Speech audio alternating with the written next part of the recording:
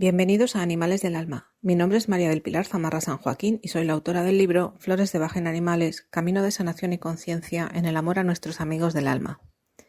Hoy en el aula de terapia floral, para responder a una duda frecuente, cuando alguien compra un frasquito de esencias florales o cuando se le hace llegar un frasco de dilución o el terapeuta le da un frasco de dilución de esencias para que las tome bien esta persona o bien sus animales. Entonces, hacer esta distinción. Primero, estamos hablando de un frasquito de los que compramos en el herbolario o en la farmacia, que se ha extraído directamente de la tintura madre, etcétera, que es el comercial, que viene con una cantidad de brandy como conservador. Como comenté, hay algunos comercializados específicamente para animales que vienen con glicerina como conservador, pero digamos que desde el laboratorio. Bien, pues estos vienen con una fecha de caducidad porque se les exige, pero esa fecha de caducidad digamos que es una cuestión reglamentaria, pero por encima de esa fecha de consumo preferente o caducidad, lo más fácil es que las esencias aún sigan estando en buenas condiciones. Os diré a continuación, al final, cómo comprobar esto. Como siempre, también os dejo abajo en la cajita de descripción del vídeo unos enlaces, sobre todo a la lección correspondiente del curso, en la que explico todo lo relativo a la dilución, conservación, potenciación. Igual que lo explico en mi libro, pues en el curso también hice una lección bastante detallada para explicar todo esto, porque es importante. Estos frasquitos no es necesario guardarlos en nevera. También todo va a depender del clima de donde tú vivas. En las casas yo comento en estos vídeos sobre la limpieza y orden en el hogar y a la hora de hablar de la atmósfera que tenemos dentro de casa. Mucha gente no tiene dentro de casa un termómetro o un pequeño barómetro que te los venden para comprobar cuál es la temperatura y la humedad que hay dentro de casa. Y esto es algo muy importante cuando en casa tenemos no solo animales, sino precisamente bebés, personas mayores. Entonces, la termorregulación, que es el mecanismo natural por el que nos adaptamos a la temperatura externa, nuestro cuerpo se adapta a la temperatura del exterior. Por ejemplo, si hace calor, sudamos para mantener una temperatura en la que nuestros órganos y sistemas estén a salvo. Es una cuestión de supervivencia y esto es algo que regula el sistema nervioso autónomo, es automático. Pero hay criaturas a las que ese proceso de termorregulación les cuesta, como por ejemplo los bebés. Un bebé no te dice, oye, que tengo frío. Si es muy chiquitito no habla, no te dice, oye, que tengo frío. Tú tienes que estar atento para estar pendiente de que no tenga frío. Una persona mayor a veces también ocurre. Entonces, a mí me parece muy importante tener en casa, en algún punto de la casa, en ocasiones, si hay calefacción central, ya hay un termostato que indica la temperatura y en función de eso pues regulamos la calefacción o los ventiladores o cómo ventilar en época de calor, ¿no? Y sabiendo qué temperatura y qué humedad tenemos en distintas habitaciones de la casa, pues también saber dónde es el mejor lugar de la casa para guardar ese tipo de cosas. La gente tiende a tener el botiquín en el baño o en la cocina. Y yo siempre digo que son los peores sitios porque hay más humedad, más cambios de temperatura, de frío a calor. En la cocina estás cocinando, sube la temperatura, terminas de cocinar, la temperatura baja. Si pones el horno, si pones el fuego, el cuarto de baño, si te duchas hay más vapor. Entonces son los peores sitios de la casa para tener un botiquín guardado. Del tipo que sea, me da igual que sean medicinas alopáticas o que sean medicinas naturales. De manera que, bueno, pues en una habitación, en el cuarto de estar, etcétera, en un armario, protegidos de la luz, es el mejor sitio para tener todos estos remedios. Y el que se compra puede estar ahí, no es necesario que esté en nevera, sencillamente en un armario, pero lo que más van a afectar a las esencias florales van a ser dos cosas. Los rayos solares, las radiaciones ultravioleta, por eso vienen en un cristal ambarino, opaco ambarino.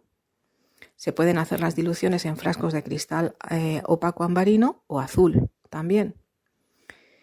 Y cuando a su vez se hace una siguiente dilución y se echan en una botella. Yo siempre os digo, esa botella forradla con papel albal si vais a llevarlo a la colonia felina, etcétera, para evitar en lo posible que le dé la luz. Pero luego hay otro tipo de radiaciones que van a perjudicar a nuestras esencias florales y que son todas estas radiaciones electromagnéticas que nos rodean cada vez más con los wifis, aparatos eléctricos que emiten radiaciones. Todo el mundo no va a tener en su casa aparatos para medir esto. En geobiología pues hay profesionales que tienen aparatos y saben un poco cómo llevar todo este tema dentro del hogar. Yo os diría, pues por lógica, no lo pongáis al lado del microondas, no lo pongáis al lado del teléfono móvil, no lo pongáis al lado del router wifi.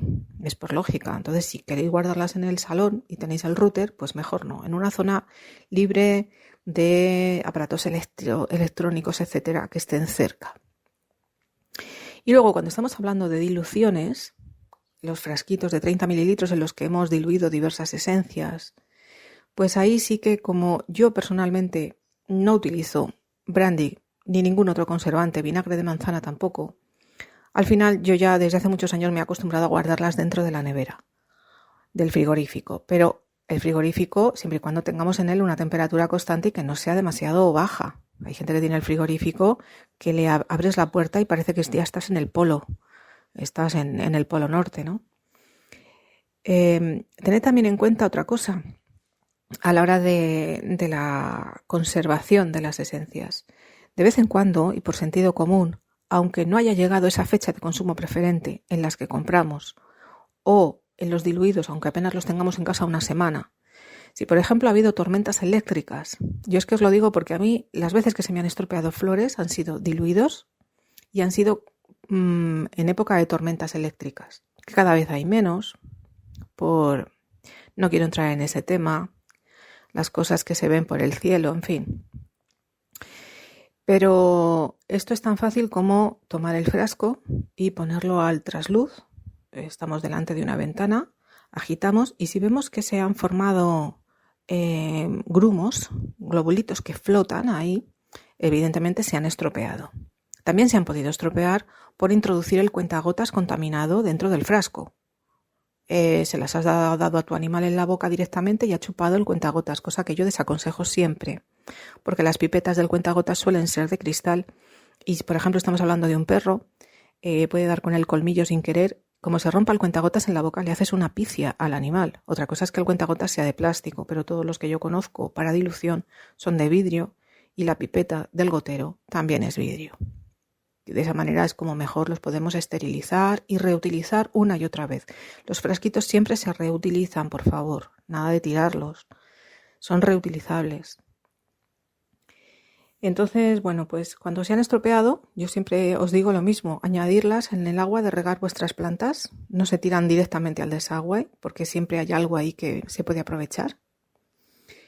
Y en el caso de las que hemos comprado, la mejor manera de comprobar que la energía aún está en buen estado es con el péndulo. Entonces, para esto, claro, hay que tener un mínimo de capacidad, formación, no sé cómo decirlo, en radiestesia y en el uso de péndulo. ¿De acuerdo? Eso es lo que yo suelo aconsejar. Y tener siempre un cuarzo cerca. En ellos, lo mejor es guardarlas en una cajita de madera y se pone un cuarzo. Si el cuarzo es amarillo, ambarino, pues es el cuarzo por excelencia que ayuda a limpiar de energías contraproducentes. Si no tenemos un ambarino, podemos utilizar cualquier cuarzo. No va a ser limpiador, pero sí potenciador. Entonces un cuarzo normal o rosa o un verde aventurina o un morado amatista, en fin, el que tengamos, pues está bien también tenerle ahí.